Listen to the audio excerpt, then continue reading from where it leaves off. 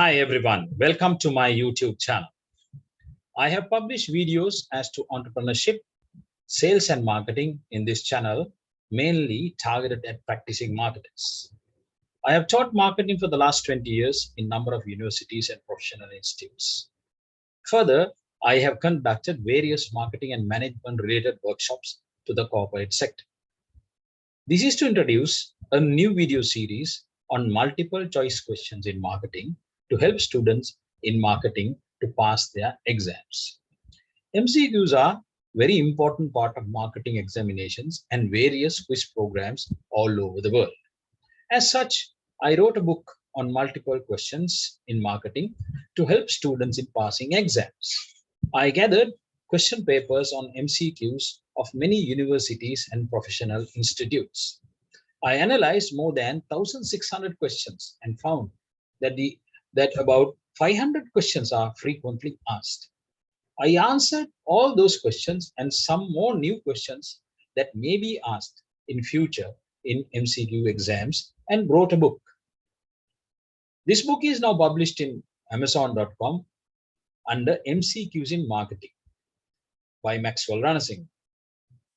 With popular demand from various countries, I had a request to translate this book onto Spanish and French, and I have done so, and those books are also published in Amazon now.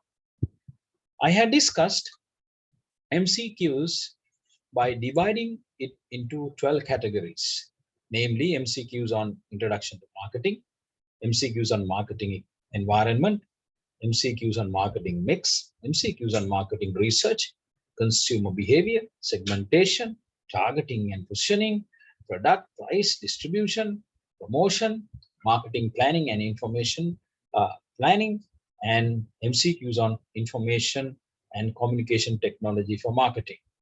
As such, in my book, there are 12 chapters.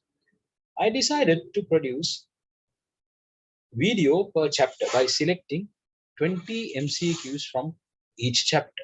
As such, you will be able to watch 12 videos in this series and learn 240 MCQs out of the 580 MCQs found in my book. Please let me share a PowerPoint presentation now and proceed with the video.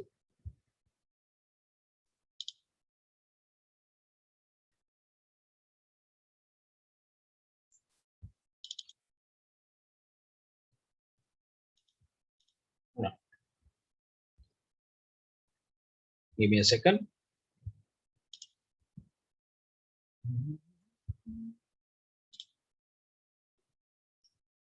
Now, this is the cover of the book that you will find in Amazon.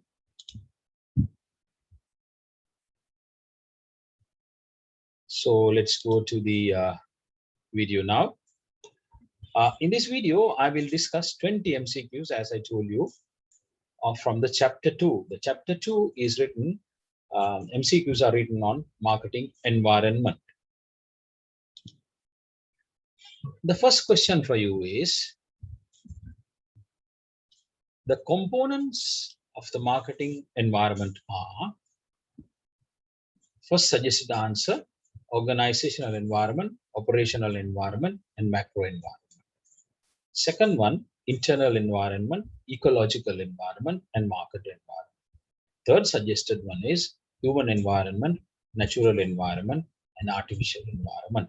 Fourth one is corporate environment, political environment, and technological environment. The most appropriate answer for this is organizational environment, operational environment, and macro environment. Organizational environment is the internal environment, staff relations, resource constraints, etc. within your company. Then the operational environment is usually refers to the immediate environment that you have, consumers, suppliers, and the publics, and also the competitors. The macro environment is the special factors, political, economic, social, etc. So therefore, the number 1 is the correct answer for this. In MCQs, usually about 1 minute is given depending on the exam that you are taking, to answer a question. So we are running this video to save time, and we will straight away discuss the question and the answer within a short period so that we will save your time. The second question is external elements of the marketing environment are staff relationships, resource constraints, and the corporate culture. The second suggested answer is competitors, suppliers, consumers, and the publics. Third one is political, economic, social, technological, and environmental, and legal. The fourth one is markets, customers, suppliers, and regulators. The most appropriate answer here is number 3, political, economic, social, technological, environment, and we also call it pestle factors. What is true? On this, you get questions like this in MCQs. First one is suggested formal organization structure cannot be shown in a chart. Second one says informal organization structure can be shown in a chart. Third one says both of the above 1 and 2 are wrong. Third one is both of the above 1 and 2 are correct. So which one is correct? Formal organization structure can be shown in charts. So therefore, the first statement is wrong. Informal organization structures cannot be shown because it depends on what kind of groups that people create within the company. Maybe the schoolmates create their own groups. Maybe the people who are traveling in train, create groups. Maybe certain people who are smokers create groups, right? People who play cricket or people who play rugby have different groups within an organization. So therefore, it's very difficult to show in a chart. So therefore, number 1 and 2 are wrong. So number 3 says 1 and 2 are wrong. So therefore, number 3 is the correct answer to this question. The fourth one for you is, why do marketers study marketing environment? Mainly to make an effort to achieve organized objectives by predicting and influencing. Since the environment has to be protected. Third suggestion is, since it is a major part of the marketing planning. Fourth one is, stop to please the employees, customers, and regulators. The most appropriate answer for this is, why you study about the marketing environment? Because you need to understand the playing field. Therefore, mainly to make an effort to achieve organized objective by predicting and influencing it. So you can predict what is happening in the marketplace. And also you can influence certain sectors if you really understand the environment, marketing environment. So therefore, number 1 is the most appropriate answer for this question. Fifth question for you is, identify the best answer for a strategic alliance. Computer manufacturing company join hands with food distribution company. Food manufacturing company join hands with food distribution company. Mobile phone manufacturer join hands with banking corporation. Car manufacturing company combine resources with jet manufacturing company.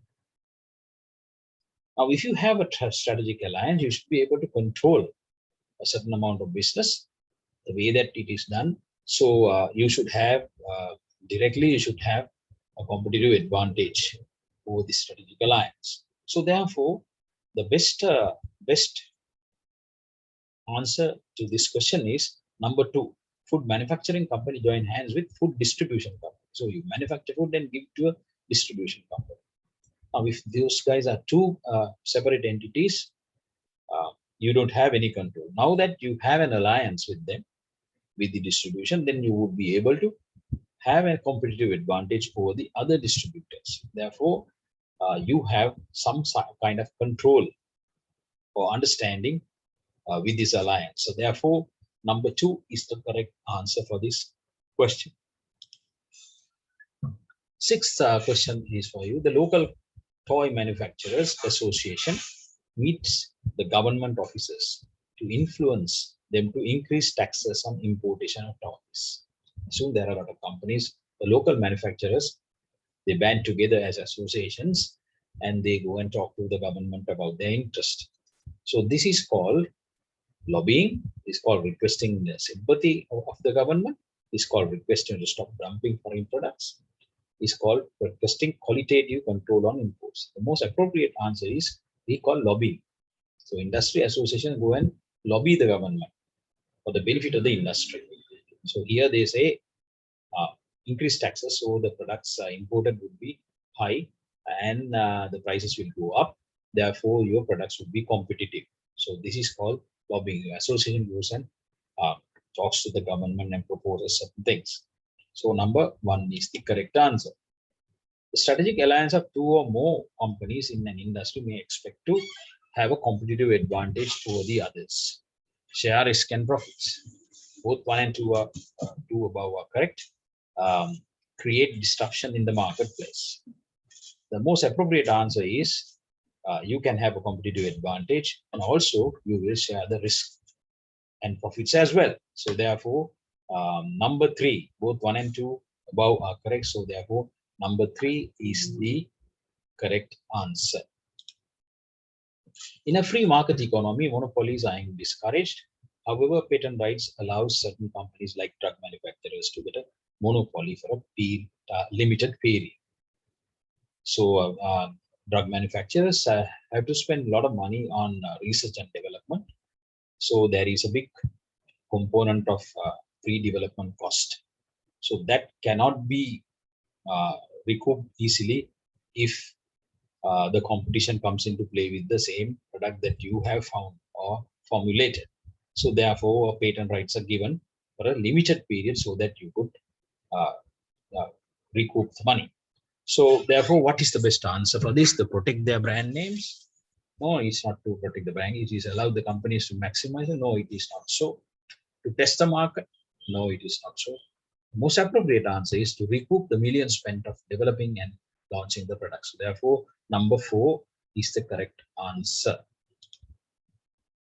The study of competitive strategy helps a firm to determine answers to 3 questions. The competitive strategy. Should we compete? What market we should compete and how should we compete? How tough is the marketplace? Nature of firms in the marketplace and regulatory aspects. The size of the competition, what products they sell, technology they use. The management styles of competitors, their capabilities and issues they have. So all 4 questions have some bearing on this question, but the 2 questions you have to, 2 suggestions you have to consider, the first one and the third one. First one and the third one are very tricky, but the most appropriate answer to this would be, should we compete? What markets we should compete and how should we compete is the study of the competitive strategy. So therefore, number 1 is the correct answer for this. The 10th question for you is, when pizza makers compete with hamburgers and sandwiches manufacturers or restaurants, it is called direct competition, it is called indirect competition, both of the above, none of the above. So pizza is a different market, but hamburgers are also a different market, but they serve the same purpose of fulfilling hunger. So therefore, it is not direct competition, but it is indirect competition because both have the same purpose. So it is called indirect competition. Hamburgers are not competing directly with pizza, but it is competing. Assume there is no pizza, person might go into buy hamburgers or sandwiches. So therefore, it is called indirect competition. Number 2 is the correct answer. Time-based competition is strategy of developing and distributing goods and services more quickly than competitors. Waiting for the correct time to enter into the market. Compete only the seasons that goods are in demand, making products available for 24 hours a day. So time-based competition is basically we are talking of serving the customer quickly as possible. So this could be a fast food company, and this could be mainly in these days we have online businesses growing. So online businesses, the basic strategy they should use is time-based competition. So they need to serve the customer as soon as they order the product. So whenever a person orders a product online, when he pays money, he wants a product. So if you have a delay in distributing or dispatching the product, then the customer will get dissatisfied. Therefore, most importantly, strategy that they should use is serving quickly. So the number 1 is the correct answer for this. So let's go to the number 12. Phishing, smishing, and wishing. Now, these are new terms now. New terms with the information technology coming into play. Are terms used to denote new apps in mobile phones to communicate confidentially with friends, denote new digital marketing terms, denotes digital crimes, denotes extended marketing mix of the e-commerce platform. The most appropriate answer is denote digital crimes. So there are a lot of digital crimes. It's like phishing is like phishing. So you wait, you put a bait and see whether one would, get it. So there are so many emails are coming to you with certain, information, and they are somehow finally asked you to divulge your, password or whatever. So it's called phishing. Smishing is or something like that. So wishing. All these terms are new to the markets, new to marketing, and it denotes digital crimes. These are crimes. If you get caught, you can be penalized or sent to jail for doing those things. So it's called digital crimes, really. Laws and regulations are required to ensure fair and competitive trade practices to protect customers, maintain licensing procedures for the companies, penalize traders who do not adhere to law and earn money for the government, regulate monopolies and oligopolies. All those things are correct to a certain extent. But the most appropriate answer here is ensure fair and competitive trade practices and to protect consumers. That is why laws and regulations are required as to marketing. Let's go on to the next one. Predatory pricing is illegal under antitrust laws because it sets the price below cost to eliminate competition. Sets the price very high where poor consumers may not be able to buy the product. Set the price suitable only for major players in the marketplace. Sets the price with hidden charges. The most appropriate answer to this is set the price below cost to eliminate competition. It's done basically by big timers. When the small timers come into play, they have enough of money and enough of resources. They have already earned profits. So therefore, in order to block the competition or eliminate the competition, they can bring down the price below the cost of the industry. So therefore, anybody comes may not be able to produce that price because that price is lower than the basic cost. So it calls this is again illegal, but it is done in certain parts of the world. So number 1 is the correct answer. The 15th question for you is, in developed markets, price fixing, predatory pricing with rigging and misleading advertising are considered as civil offenses, criminal offenses, moral issues, or ethical issues.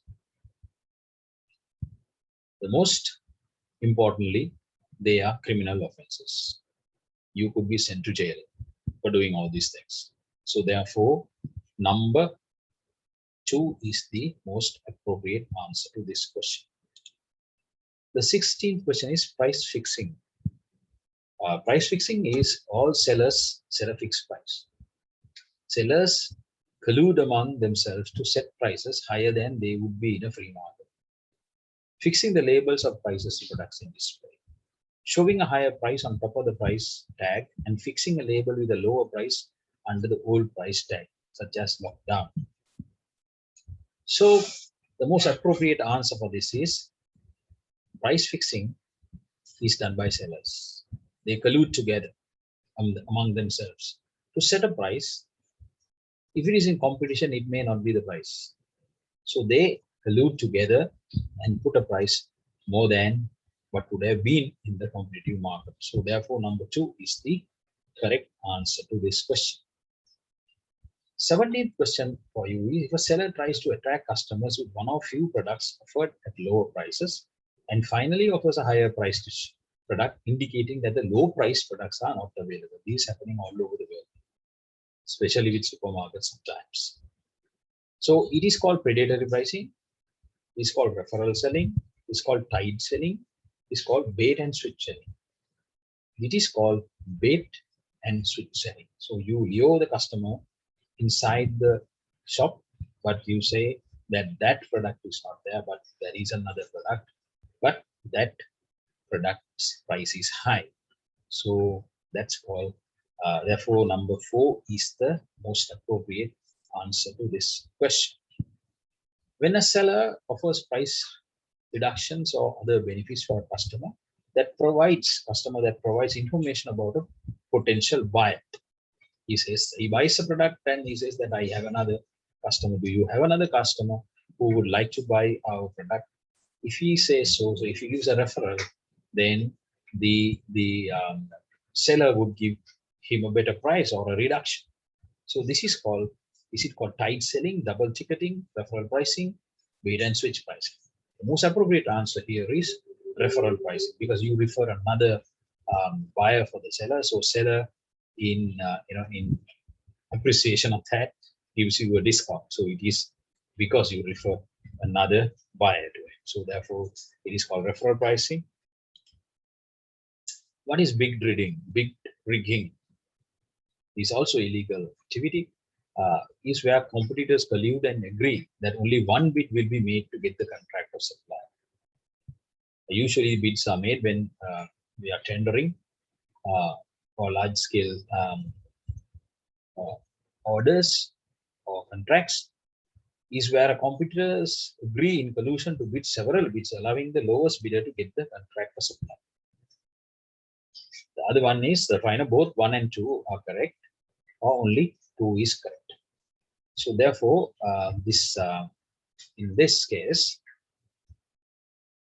only 2 above is correct, where competitors agree in collusion to bid several bids, allowing the lowest bidder to get the contract. So they collude together and they say, assume A, B, C, D is there. So they will get together and put A's price as the lowest and let A get it.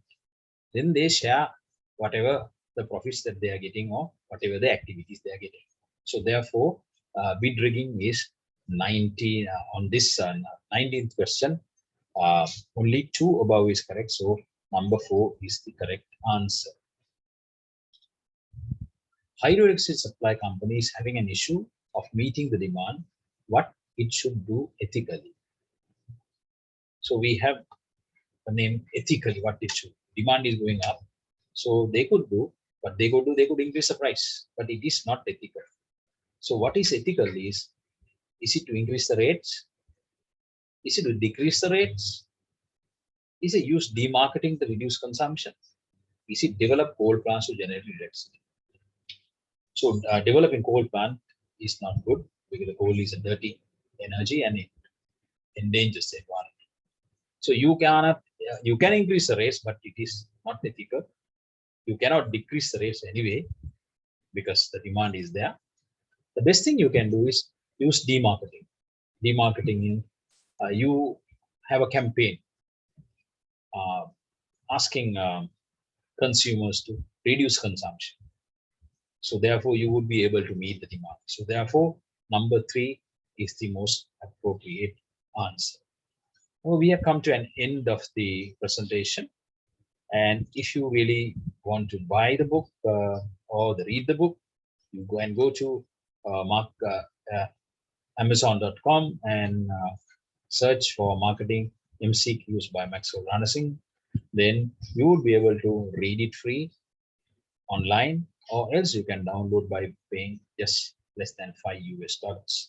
So I strongly believe it's a good investment for you to go there and see the book. And it is I also consider it is an appreciation of my work towards the students. We have done 2 videos now, one on marketing introduction and this one on marketing environment, MCQs on marketing environment. So we hope to do another video. On next video would be consumer behavior. Until such time, please study, observe the markets and see what is happening in the market and learn marketing. Marketing is a great subject. So I wish you all the best in your studies. Thank you very much for watching my video.